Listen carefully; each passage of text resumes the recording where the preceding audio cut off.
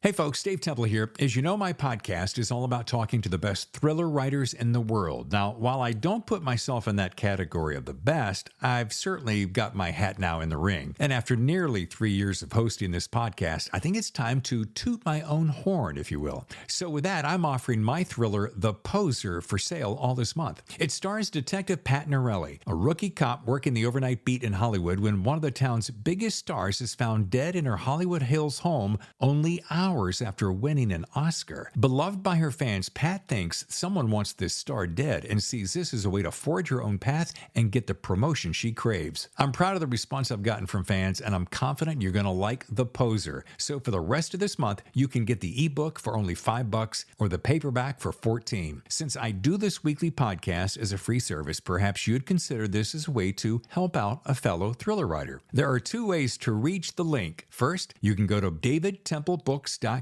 scroll down to see The Poser, click, and you're on your way. Or head over to Amazon. You can find it there. Again, davidtemplebooks.com or Amazon. Thanks in advance for your support. And now, on with the show.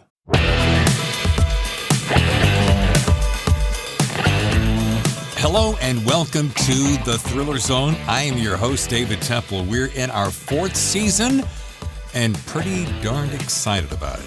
On today's show, Grady Hendrix has written a book called How to Sell a Haunted House. I told you that 2023 was going to be a little bit different, didn't I? Yeah, and I meant it. So get ready for that. Quick little note, there's a little bit of technical issues that we're dealing with. We're in the middle of redesigning the studio, and we run into some sound issues here and there, but, just deal with us. All right, without any further ado, here's Grady on The Thriller Zone.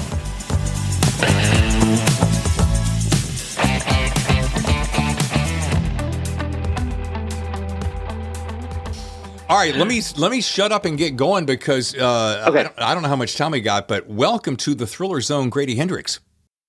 Thank you for having me. I am ready to be thrilled.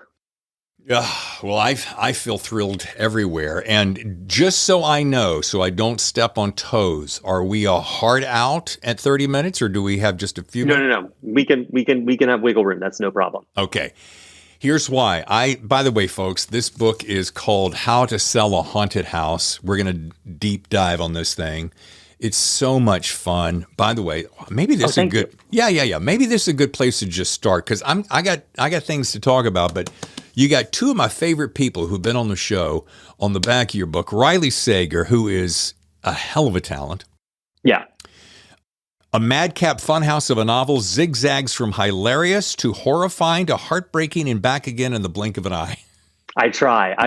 Riley was very generous with that blurb. He's such a good dude. And the other one is Alma Katsu. I love her. With his trademark charm and ingenuity, Hendrix upends the haunted house story. I've got one of Alma's dogs held hostage. She has to blurb every one of my books. Oh, is that how that works? Uh-huh. Exactly. How do you think we get these blurbs? There you go. Well, Grady, I got to say, I had the strongest feeling. I had this probably the minute I saw the cover, and then when I started reading it, I knew this was going to be the case, that you were going to become one of the single most interesting guests on this podcast. Oh, thank you. I really appreciate that. That's a lot to live up to, man. Well, pressure.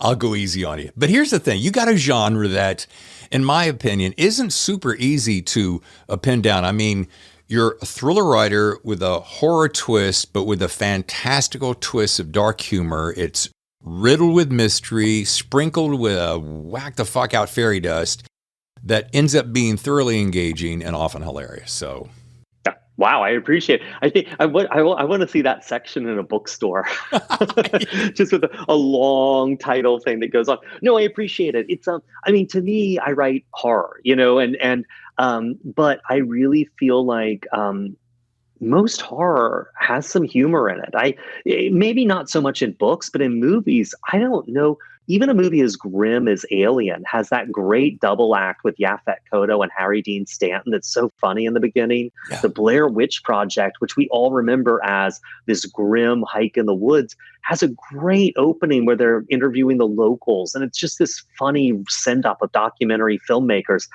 horror in film, at least, always juggles humor with it.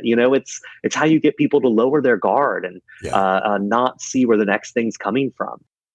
And while not horror, two TV shows that my wife and I've gotten completely geeked out on, White Lotus, which is Oh yeah. dark comedy throughout, and then something we just got turned on to, I can't believe it took me this long, is Dead to Me. Oh, which I've never seen Dead to Me, but I know White Lotus really well. Yeah. All right, dude, may I call you dude? Please. Dead to Me, I don't know what I was expecting, and this is all about you, but just take 30 seconds, 20 seconds sure. here. Dead to Me is one of those shows that you're like, oh, this is just going to be a chick flick or something, a murder mystery, and then you get going, and it is so. My wife and I, we try not to binge too much. I think we went through the entire first season in about 2 nights, and we're now, Oh wow. in the second season. But it brings me back to you because the point you make is there is this humor even in death. Not that death is funny, but if you don't see some, It can be. yeah, and if you don't see some of the humorous underbelly of it, you're not seeing the whole picture, are you? No, and it's funny. There's a picture someone took, and it's one of my favorite pictures. It's my grandmother and my mom and 2 of my sisters and me, and we are busting a gut laughing. And it's one of those last. Someone just caught that moment, and I think it was my wife who asked, "Oh, what were you all doing?" I was like, "Oh, we're at my grandfather's funeral." But death is ridiculous. I mean, it's just part of life. And I think that, I was just at a funeral, gosh, 2 days ago, and it was an ashes scattering ceremony, and it was a really windy day. And so figuring out the logistics of what to do, and ultimately the person scattering the ashes had to kneel down and sort of put them out in a little pile very, very close to the ground. And I was just talking to someone else on a podcast where they were saying that they'd been at one where the wind shifted as the ashes are being scattered, and it blew back on the person. I mean, I wish life was one genre. I wish it could be serious when serious things are happening and lighthearted when funny stuff is happening, but that's not the way it works. You are going to have the most romantic night with your partner ever right before you get the phone call that your father has died. Yeah. You are going to be walking up to give a eulogy when you trip over the steps going up to the pulpit and bust your ass in the middle of the floor. It's just this stuff all sits next to each other. Yeah, that's so good and so true. And if you can't laugh at life, this is one of the reasons. Now, this is going to sound kind of wackadoo, but I'm kind of good for that. Oh, please. Yeah. When I was reading your book, I was thinking, I was imagining, and this is all complimentary because these guys are my heroes. It was like if Stephen King and David Sedaris had a child, if David could actually bear a child, it would be Grady Hendrix. That's the way. I like that in that couple, you've determined that David Sedaris would be the one with the womb. I appreciate that. I really thank you. I really appreciate that a lot. I mean, Stephen King is one of those writers who's almost inevitable at this point. Like I think most people who really respond to him, you discover him when you're 12 or 13, because that's, and he gets his hooks in, and you just read him for the rest of your life. And I stopped reading him for a long time, starting with Tommyknockers, because I think I had the reaction a lot of people, oh, Tommyknockers is not what I want it to be. I didn't read Stephen King again until many years later, and I reread everything he wrote in order. And I was really blown away. I mean, nothing against John Grisham, but John Grisham writes legal thrillers. Nothing against Tom Clancy, but Tom Clancy writes, military thrillers. King, man, he writes whatever he feels like next, and he will just go where it takes him. And Sedaris, I really like. I've always loved his writing, but I also I've talked to a lot of bookstores and libraries that have had him as a guest, and they say, his signing lines will go on for 6 hours, 7 hours, because he talks to everyone. He'll just have a full-on conversation. And I really, really admire that. It would be so easy to treat a signing line like a conveyor belt, but you're going to do it a couple of hundred times that night, but the person in front of you gets one shot, and they want they want to connect with you. They want a moment to talk and, and just feel seen as a person. And so I really appreciate that he takes the time to do that, because I think that's really meaningful. I love hearing you say that because I agree with you. We often think that we have to run through something because it's expected of us. However, to your point, this guy or gal has read your book or all of your books, and the moment is like, man, I get to meet Grady. You can call it rock star status. You can call it whatever you want. Maybe they just say, he seems like a nice guy. I'd like to meet him, but that's their moment. Well, also, I mean, and I get stuff from people. I can't tell you how many details from people's lives. And I tell them I'm going to steal that for a book, and I do. I mean, I was just doing a book event in Raleigh, and I asked someone, oh, have you ever lived in a haunted house? And she's like, well, kind of, I don't know. And she wound up telling me this story about her brother would always be telling about the animal people in their backyard when they were growing up. And I was like, well, come on, what kind of animals? She's like, well, and ultimately it turned out that they were what her brother called bunny men. And they were men who had the heads of rabbits, and they would come and stand in the backyard and like just watch his window. I was like, that's great. I was like, I'm stealing that. So yeah, I'm a thief. What is the Jake Gyllenhaal movie where Donnie Darko. Thank you. Yeah. Great. Anytime you can take a rabbit and make it horrifying, I'm in. Oh yeah. Well, I mean, have you ever seen the movie of Watership Down, the Richard Adams Rabbit book?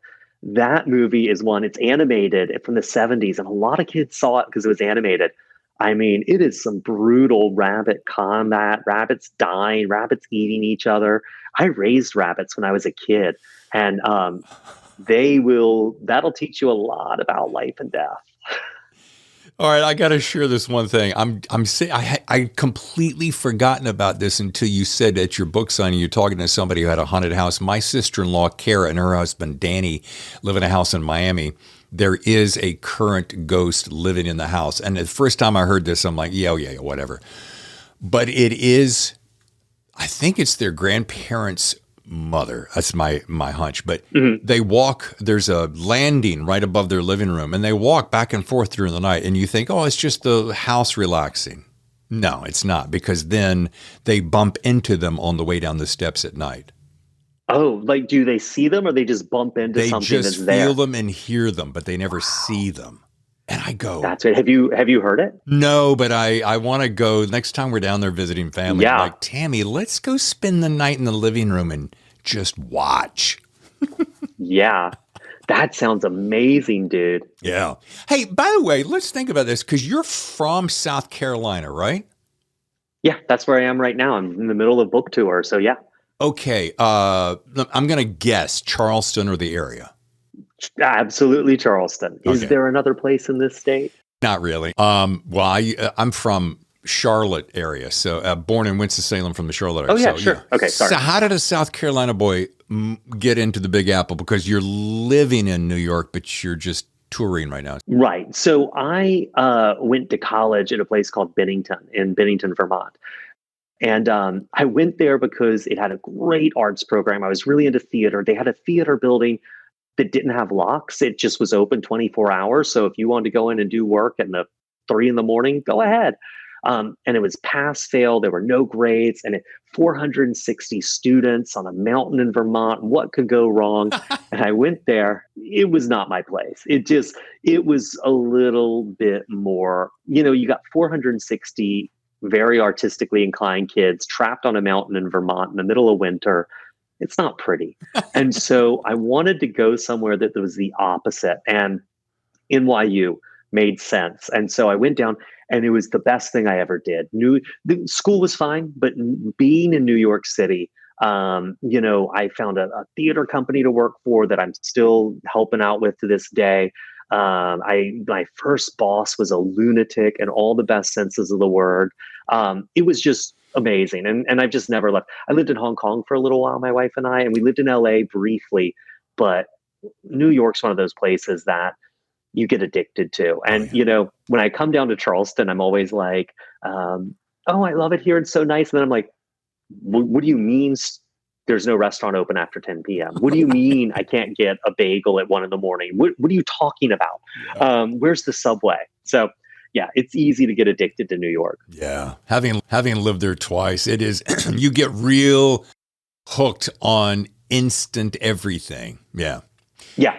And also I really love, I went to New York because A, for school, but B, I wanted to be somewhere where a bunch of different people who weren't like me, I rubbed up against them every day, and I had to put up with their bullshit because they had to put up with mine.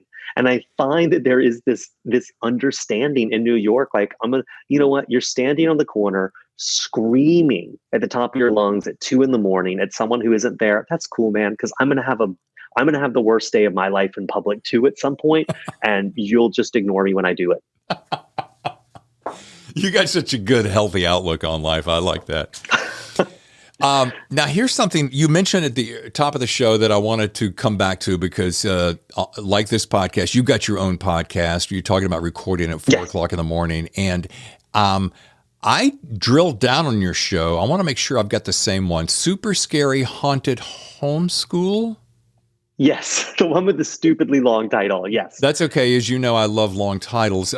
Now, let's see. The last time, if I'm seeing it right, was recorded a couple of years ago. So that is... Yeah. So I was going to say, so this is something that when I say this to people who do podcasts, they roll their eyes and say, really? I was like, I started doing it during the pandemic and it's a lot of work, man. Oh, yeah. Yeah. So I've actually hooked up with 2 guys who are doing the audio engineering and the producing on it. And we've spent the last little while re-engineering all those early shows. And then we've just recorded the next 3. We have the 4th one with the vocals, and those are being edited right now. We've got vocals recorded on a 4th, and we've got 2 more after that scripted. So it's going to be back in full swing probably in the next couple of weeks. But it's hard. It is rough. Thank you. I mean, I think that people think because they see adults on YouTube, hey, get yourself a microphone, come over here, sit on my couch, open a beer, let's talk. And I'm like, yeah, you can do that. But to really make the thing snap and sizzle, and I'm on, let's see, your episode 116. So we've been at it for a year and a half. I mean, to do it at this level every single day, a lot of people don't realize it. So kudos to you and me. Yeah, kudos to you, sir. Wait, well, also, throw my shoulder out trying to pat myself. Exactly. Got to limber up before you pat yourself on the back. But also, deadlines are intense. And once you impose one on yourself, it's a real discipline, and I think like with that podcast discipline, it's really, it's a lot to take on and it's a lot to stay on top of. It takes a certain kind of commitment to do it right, do it well. And the consistency factor, Grady, you're absolutely right. I mean, like writing. I mean, look at you. You're probably, I know that you got a work ethic. You can't put out the volume of work that you do and not have a solid work ethic because it takes time to put your ass in the chair and your fingers on the keyboard, right? Yeah, it is. And I keep a really regular schedule when I can. Being on book tour really throws that into disarray, which makes me very uncomfortable. But it's also, I don't know what your setup's like, but one thing that really helps is I have an editor. I have always had an editor. I like working. I come from journalism, so I like working with an editor. And I've got people around me who sort of keep me honest and on top of stuff. And that's so useful because working on your own, that is one of the hardest things out there. Well, not to toot the horn, or as my mom used to say, he who tooteth not his horn, get his horn not tooteth. It's true. But I write it, produce it, cut it, score it, everything. And that's hard because it's having that other set of eyes, having someone who's just like, hey, where's that draft? You told me you'd have it next week. That kind of thing is really, really useful. Yeah. I want to make sure I do not want this to scoot away because of so many of my Sure. so many of my listeners, Grady, are up and coming writers. They love reading, but they're really obsessed with writing and getting to know the machine. Now I see your novella. You're a big novella guy. We're going to break this down. You wrote one called Bad Astronauts, as in Badass Astronauts, which I love. Available in print, ebook, audiobook, and has been optioned for TV. Yes.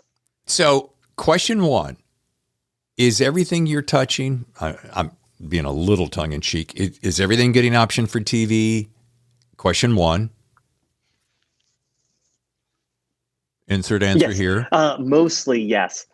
Yeah, mostly yes. I am a professional, you would think. But yeah, and one of the things where I'm really lucky is I didn't have any representation for my first 4+ books. I had no agent. I had nothing, and that was I didn't have the juice to get an agent who would do anything for me. And I really a guy out in LA was like, okay, I'm going to introduce you to a couple of people. And, and now I have kind of a team and they're the ones who do all that heavy lifting. Like I've got an agent and a manager and a lawyer and all that stuff, but they get that stuff optioned. And it is, I don't know how they do it because that world is a shark tank. It is a shark tank. And because you seem like such a cool guy and you're giving me so much of your time and I'm so deeply appreciative, I'm going to keep drilling on this because let's go. Yeah, you seem like a straight shooter. Do you feel that novellas, because a lot of my friends and or acquaintances who come on the show now are writing novellas. And I remember when I was starting out writing about 10 years ago, oh, you can't write a novella. Nobody's going to pay any attention to you. It's got to be at least, 60, 70, 90, 100,000. So do you think that novellas, it's perfectly cool to roll with a novella?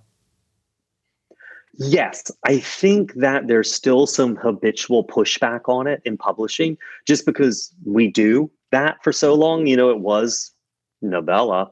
Go drown that in the tub. And actually, Stephen King talks about this in the intro to Different Seasons in one of the versions, where it's like, what do you do with this thing? But now it's the same way that streaming has really untethered episode length for a TV series. This episode's 40 minutes. This episode's 48 minutes. This one's going to be 50. This one's going to be an hour 3, whatever it needs to tell the story. And I feel like a novella is a really perfect length for horror. You look at something like The Turn of the Screw or Stephen King's The Mist. It gives you get more depth and more familiarity with the character with the length, but it doesn't wear out its welcome. And so, these sharp concepts that maybe wouldn't make it to novel, like The Mist would just be, and then there were more monsters. And after that, there were more monsters. The novella really keeps that fresh. And so I think it's a great length. And now with ebooks and Kindle and things like that, there's a hunger for novellas out there. And I think agents and editors are a little wary of them still because, for years, wolves ate man. So when we first domesticated them and turned them into dogs, we were still a little nervous. And I think that's the case with novellas. That's hilarious. Well, I want to make sure that people hear that because I have this philosophy that if you only start at this point, get off your ass and write something, you're ahead of the crowd. Oh, yeah. Because so many people will go, well, geez, 90,000 words is so hard. Well, sure, it's hard, but if it was easy, everybody would be doing it. But then I read so many guys have been on this show that I've read their novellas, and I'm like, just to your point, man, that's all I wanted. If you did any more, I could almost subconsciously feel you stacking lots of words just to stretch it out. Mm-hmm. Yeah. 100%. And, one of the things I think I did this certainly when I first started writing, you worry about what you're writing. Am I writing a short story, a novella? What am I doing here? Write a story and, lit it and don't pad it, leave out the boring parts and see what you got at the end. It'll probably be a short story. If you're lucky, it'll be a novella. It probably won't be a novel because it took me a while to build up those muscles. It's like, okay, if I take out the boring parts and the parts I don't really want to write, it's hard to come up with that concept that has enough legs to go the distance to 70,000 words, 80,000, 90,000 words until you really develop those muscles. So yeah, I think you can't fix it if it's not on paper. And Sure. book every book is a failure that got fixed, you know? Yeah. So you need something to fix. And do you have any advice on how to get a novella? If you come up with a story that you have, it's clearly a novella, and you go, okay, this really is, and I've done the work, and I've edited the hell out of it, and I've shared it with friends, la la la, and I think this is worthy. Do you think it's still a good idea? And what would be your encouragement as to how to get it to an agent, even if you know that agents, the most gatekeepers, are going, Oh, I would 100%. I would do two things. One is I would start actually, just Google novella submissions, because there are agents who actively look for them. And there are also markets that actively look for them. They change all the time, but they're out there. But the second thing I'd do is I'd lie. If you're sending out a query letter, call it a short novel. What, the agent's going to sue you? If they read it and they like it, they don't give a shit. If they read it and they like it, they're going to say, well, that ended a little sooner than I thought, but I like this person's writing. So let me see if they thought about turning this into a novel. I've got some ideas, or they'll ask for something else you have. Just lie. Just say it's a short novel. yeah, okay. Because short is every query letter's friend. Every agent wants to see short in a query letter. P.S. They also want to see a short query letter. Yes, exactly. All right. Last little praise here. I was one of my favorite things about this book is, though getting through How to Sell a Haunted House isn't tasty enough. When you get to the back, I left a little flag here. I had so much fun with this.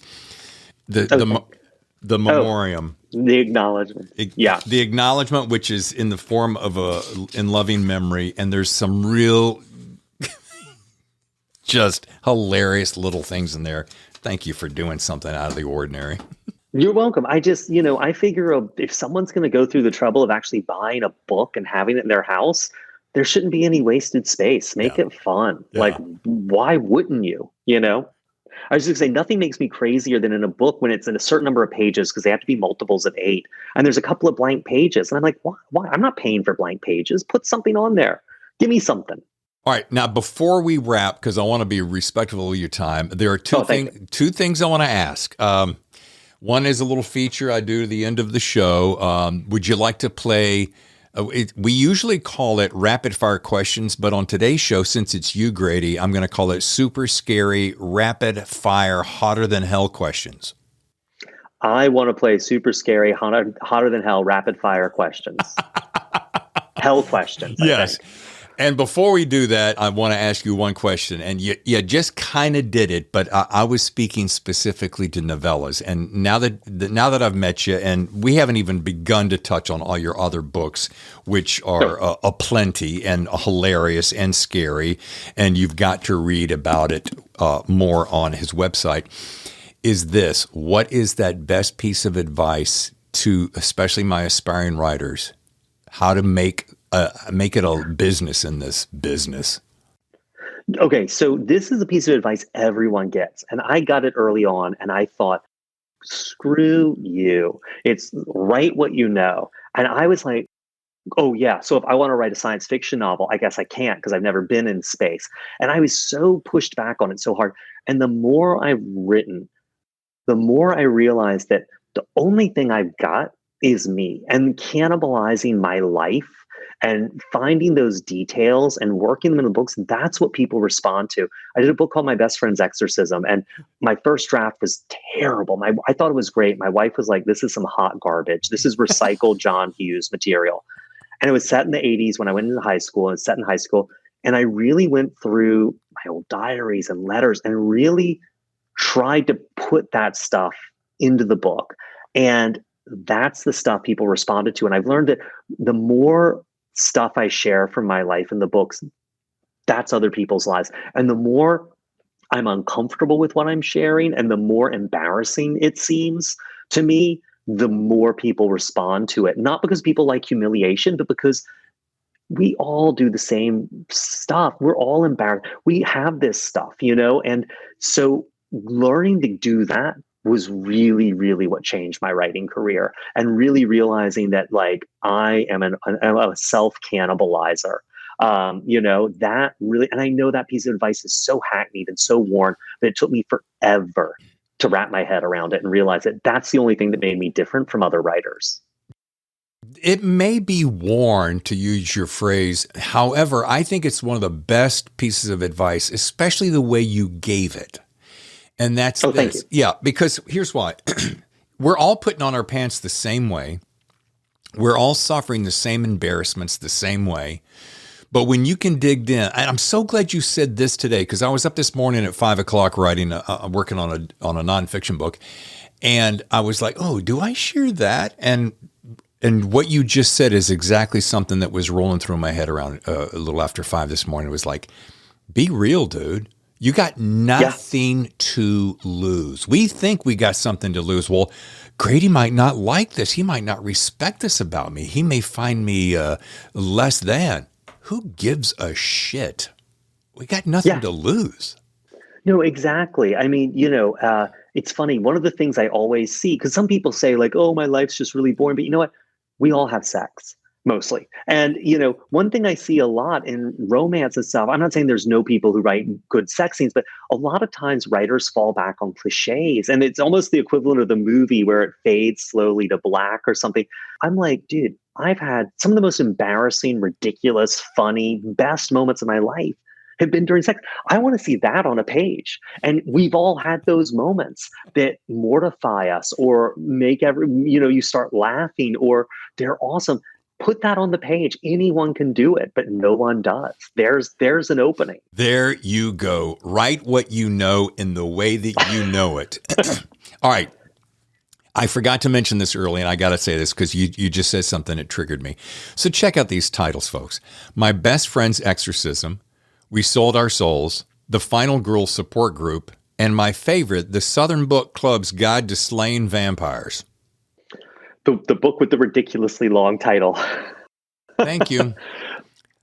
But you want to stand out in the marketplace. However, you also wrote 2 great nonfiction books that also won some handsome little awards. One is Paperbacks from Hell, and my second favorite, again because it's a tasty title, These Fists Break Bricks, How Kung Fu Movies Swept America and Changed the World.